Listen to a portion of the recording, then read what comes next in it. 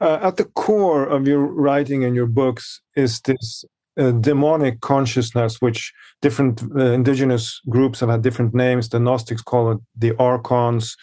Indigenous tribes in America call them Wetiko. And also for many years, you have been saying that the agenda of the rulers, as you say right now, is to connect the human mind to AI and manipulate our perceptions. But in your recent books, you seem to be saying also that these archons, they have already hacked into our mind and are giving us right now a simulated version of reality. Is that correctly understood?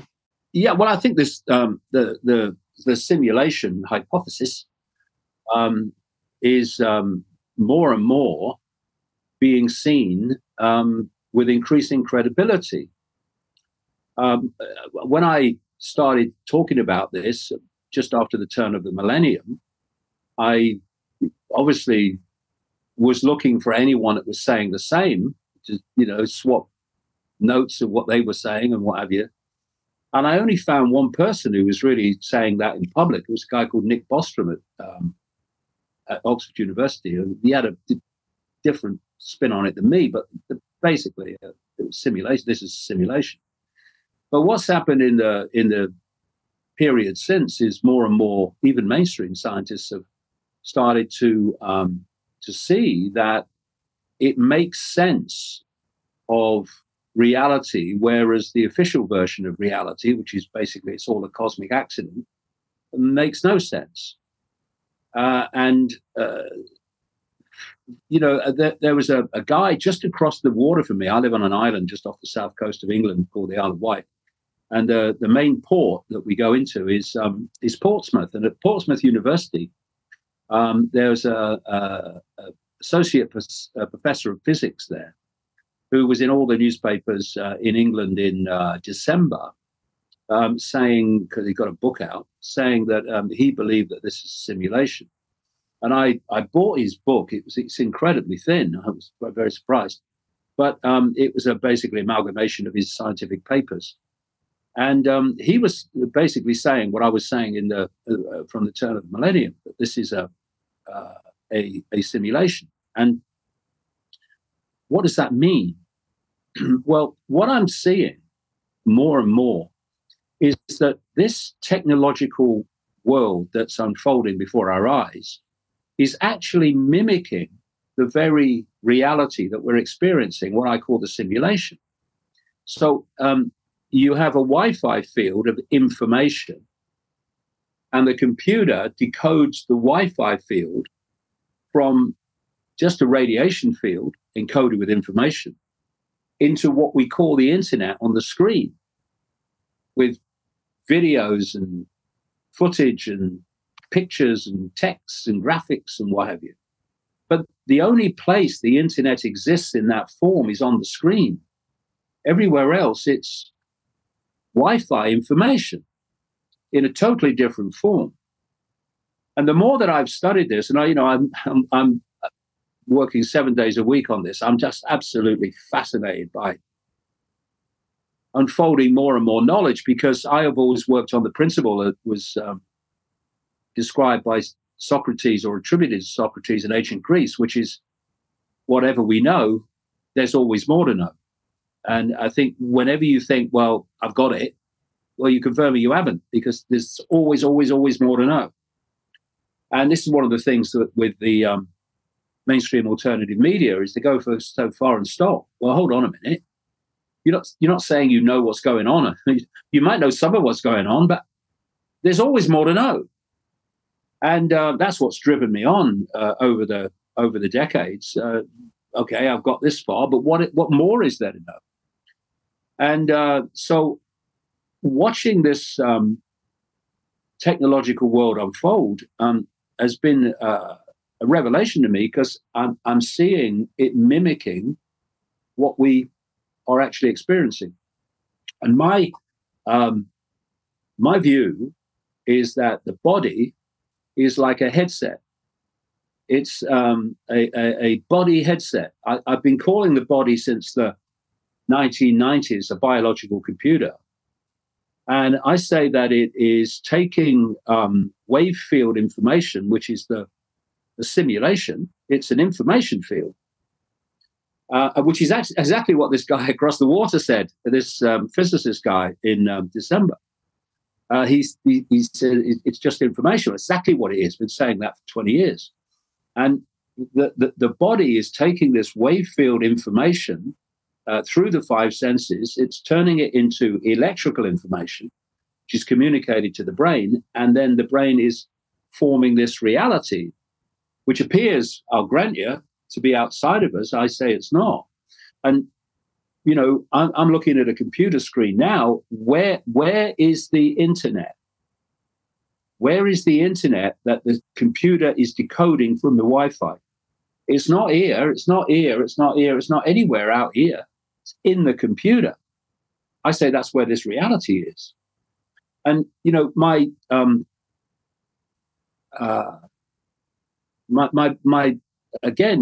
problem with the mainstream alternative media and you know, others too that go so far and stop, is that they are focusing on the politics and the finance, and so they should. I do as well, but not only. And they're focusing on the politics. Is it Trump, or is it Kennedy, or is it Biden? And they're focusing on censorship and all that stuff, so they should. But at the same time, the real conspiracy, the real level of the conspiracy and control of human, the human family, is control of our very perception of the reality we're experiencing. You know, I mean, if you said to most people, when you look through your eyes, can you see everything there is in the space you're looking at? Most people will say, yeah, of course I can. But you can't. We're going to see a narrow band of frequency called visible light. And outside of that, well, we can't see it unless you have a bit of psychic sight. You can see a bit deeper into the field. We are being manipulated in terms of the very way that and the very world we think we're experiencing, which is not what we think we're experiencing. And if you can hold that here but no further at the politics and the finance, then you're not going to go there. Fortunately, there are more and more people who will go there, but compared with the focus and the reach of the mainstream alternative media, they're not even in the game in terms of that. So I just wanted to clarify one thing with how understanding the simulation. In your books, you have often quoted, you know, you talk about the Gnostic and the findings of Nag Hammadi, these ancient documents. And you have also quoted the famous scholar, Gnostic scholar, John Lamb Lash. Yeah. And when I interviewed him, he has some of a different interpretation of the Gnostic message, which he claims has deliberately been distorted by the early church fathers. I just wanted to play you a short clip of our interview here. Well, the church fathers, the early ideologues who hated the Gnostics because they couldn't win an argument with them, inverted the Gnostic message. And basically they said that the Gnostics taught that we are trapped in a matrix, a simulated reality due to the archons, and that the archons created everything that we perceive to be real. And it's phony, it's fake, it's a simulation. And they said that the Gnostics condemned the world because the world is the product of a demiurge who has trapped us in this simulation. It is not what they said, not at all. What they said was that this natural world you live in is actually the manifestation of the wisdom goddess. It is her dream. It is her projection. And that when you know that, you have a standard of reality to compare to the simulation of the archons. So they did not deny that the archons are attempting to program us by a simulation. Mm-hmm. But they said you can only know what the simulation is and how it works by comparing it with the wonder, splendor, an absolutely genuine material reality of nature. Yeah, so it's a little bit different take here. So basically he's saying that this simulation theory plays into the hands of this authoritarian church, that the earth is sinful and our bodies are, so the paradise is somewhere else, so to speak. What is your response? Well, people have their own way of interpreting these things, and they're entitled to them. What I do is I look for not just one source. I look for multiple sources, as many sources as I can find, that point in the same direction. And what you're having now are more and more scientists saying it does look like this is a simulation. And, you look at all the recurring codes of fractals and Fibonacci number sequences and what have you that are everywhere, which is what you'd expect in a simulation. But this is the point. People need to look at what different people are saying and then decide what they think. They should not, this is the big problem, they should not just take what anyone says and accept that it's all true simply because they say it. It's about what I'm trying to do, what I've been doing for 30 odd years, is putting before people information they wouldn't normally get. And as I've said, all through those, 35 years, you look at it and you decide what you think of it. That's something I've always been passionate about. The last thing we need is people coming along and saying, I've got all the answers, you must believe me. Okay, here's some information, make of it what you will. I'm off. I'm going home now, and I'll leave you to ponder. And so what my way of looking at things, when I look across what's being uncovered by science more and more, when I look at ancient, not just the Gnostics, but others, ancient stories and accounts and what have you, I've concluded that this is a simulation and that it's overlaying, this is interesting given what he's just said, that it's overlaying prime Earth. And prime Earth is where you'll find what he's talking about. But this is the simulation that's overlaid it. And thus we are decoding this as our reality instead of prime Earth, which is not on the frequency that we're decoding. And I've talked to many different people. I've just finished or virtually finished another book in which I've talked to a lot of people who've had near-death experiences and have been out there, what they call astral projection and all that stuff, telling me, what they've seen and what have you. And it's compelling stuff, but this is actually not what we're being told it is. It's a simulation. But people will have to make up their own mind on that. I'm not telling people what to believe. I'm saying, actually, there's more to know, and have a look at this. It's this idea that you have to tell other people what to think. Mm-hmm. This is the big problem. I know, so you must believe me. I mean, that's what the system is saying all the time. We don't need people pushing back on the system to be saying the same. You've got to trust people, and not even trust them. I mean, just respect their right to have their opinion, whatever it is.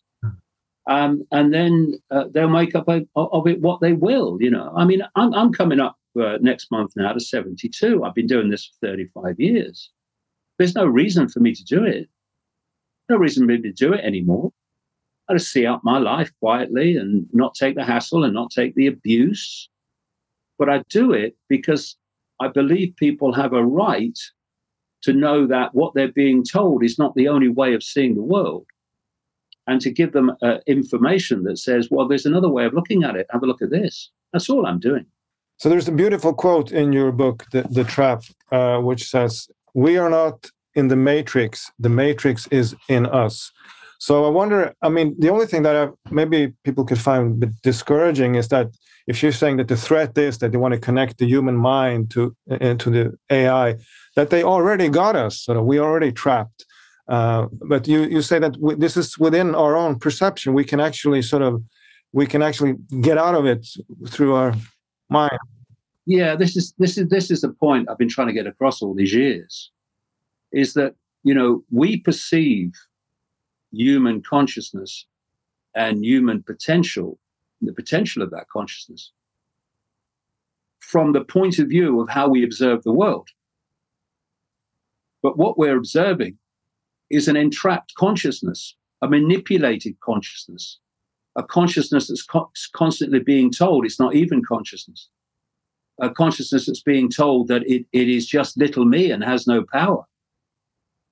Whereas if you open your mind to that awareness and you allow it to expand and expand, and how do you do that? Well, you re-identify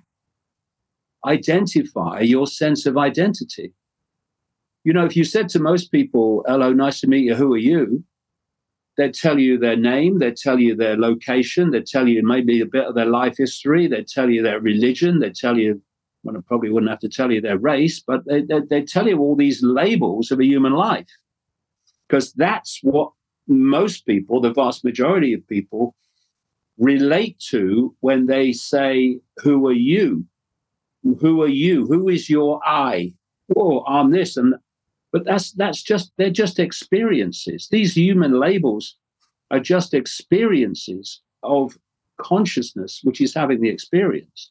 But it's a consciousness that is limited in its perception of its own potential by what it's constantly told is the limitation of its potential. And when you expand your self-identity, not just as a concept, but as an I, as a being, from I am the labels of a human life to I am consciousness, potentially all consciousness, having a brief experience as a human, everything shifts.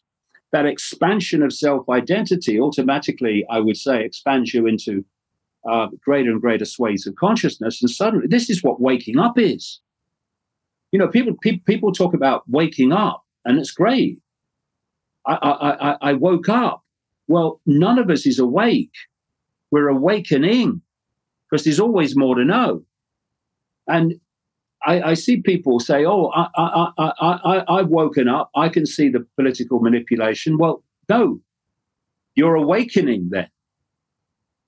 To awaken, to truly awaken, is to see the true magnitude of who we are. And once people get into that magnitude of self-identity, then whatever these archons or manipulators do, they're the village idiots compared with consciousness in its true power and its true pomp. And so we are targeted from cradle to grave perceptually to keep us in a low state of consciousness awareness, of self, of reality, of everything. Because then we're not a problem. If you think you're little me, you'll live a little me life. You won't be a problem. So before we wrap up, I just wanted to ask you, often in the end of interviews, you're being asked, so what are how are we going forward?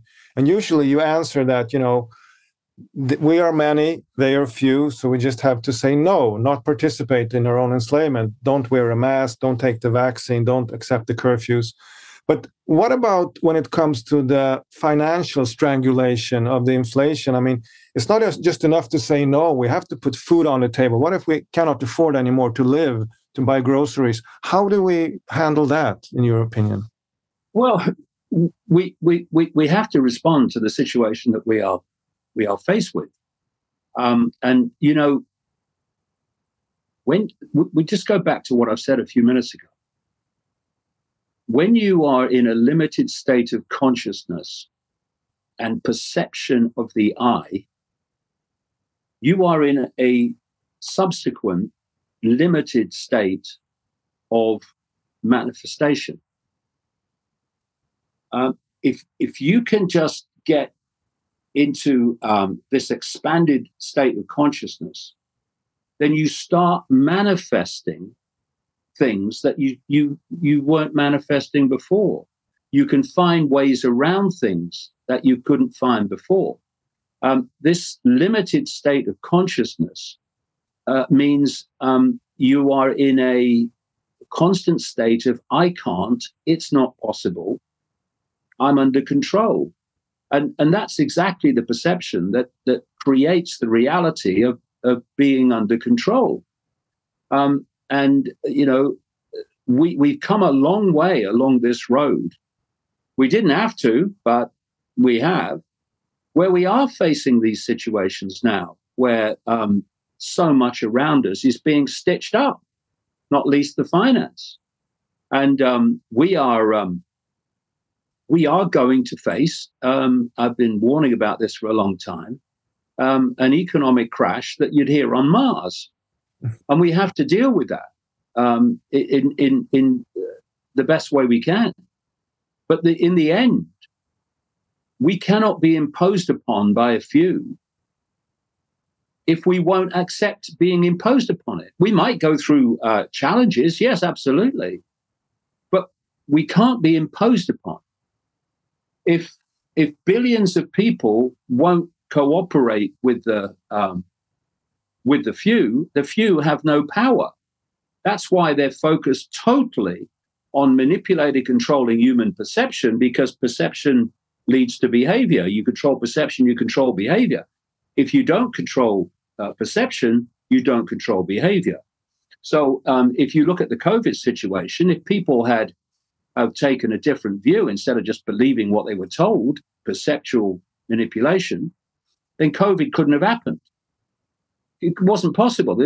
People not cooperating, there wasn't enough people dictating, and there wasn't certainly enough people even in the law enforcement imposing to impose on. I mean, there's 63 million people in this country, in Britain. How can they be put under house arrest, as actually happened, unless they acquiesce in some way? And, you know, it's okay blaming other people. Oh, it's the authorities. Yeah, it is. But they can only do it because we cooperate with them. We acquiesce to them. So I'm not saying that there's not going to be massive challenges coming, because we've gone too far down the road to avoid that. We've given them too much power over things like finance and other things, and to not have challenges. We're going to have them. But how we deal with them, that will decide the outcome. And you cannot impose, if you're a few, on the vast many if the many don't cooperate. And cooperation is not just saying, "Yeah, I'll do it because I want to." It's cooperation by not cooperating, by just blindly following without question, instead of saying, "No, I'm not doing it." You know, during COVID, we were supposed to never go out except an hour a day. I went out when I wanted. Supposed to wear masks, I never did. We're supposed to social distance. If people wanted to, you know, run around me, that's fine. That's their choice. I ain't going to run around them because they don't frighten me. And so I lived my life pretty normally during the lockdowns, because I wasn't going to have it.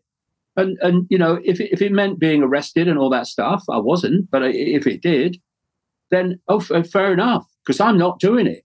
I'm not cooperating with you. And you know, they can't arrest everybody. And so what they do, and this is a crucial part of it, only people wake up to it, they divide and rule them. So you had people during COVID who were calling the police because their neighbors had been in the garden for too long. The Stasi secret police in East Germany didn't recruit the population as agents for a bit of fun. They did it because that's the way the few control the many, by getting elements of the many to control the few for them. And so we're at a point now where we need to put down these fault lines of divide and rule and realize that actually we're all in this together. They're trying now so desperately to divide white from black, white from brown, to divide woke from non-woke, that all over the place, men from women, trans from women. They're all fault lines of divide and rule, where they get us to fight each other, and we do the job for the few. As a result, we're not going to agree on everything. Of course we're not. But at least let's agree to disagree, not impose what we believe on other people, and realize that actually there's a common threat here called freedom, and cooperate with each other to non-cooperate with the system, and the system will fall. It has to fall. David Icke, I want to thank you so much for being on the program. It's been an honor. Thank you.